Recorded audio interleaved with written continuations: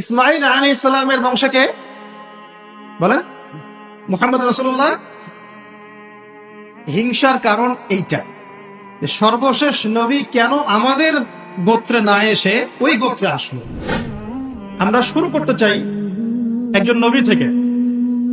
আপনারা বলেন তো মুসলিম উম্মার জাতির পিতাকে কি নাম? আলহামদুলিল্লাহ। খুব সংক্ষিপ্ত করে বলছি, বিস্তারিত বলার সুযোগ নাই, সময় নেই। মুসলিম উম্মার জাতির পিতা ইব্রাহিম আলাইহিস সালাম। ইব্রাহিম আলাইহিস সালাম এমন একজন নবী যাকে এই বিশ্বের বড় বড় ধর্মের সবাই শ্রদ্ধা করে। মুসলিমরা আমরা জাতির পিতা হিসেবে তাকে মানি, খ্রিস্টানরাও তাকে শ্রদ্ধা করে, স্বীকার করে, ইহুদিরাও তাকে স্বীকার। বিশ্বের বড় বড় তিনটা ধর্মের কথা বললাম, এই প্রত্যেকটা ধর্মগ্রন্থেই তার মানে ইব্রাহিম আলাইহিস সালামের অস্তিত্ব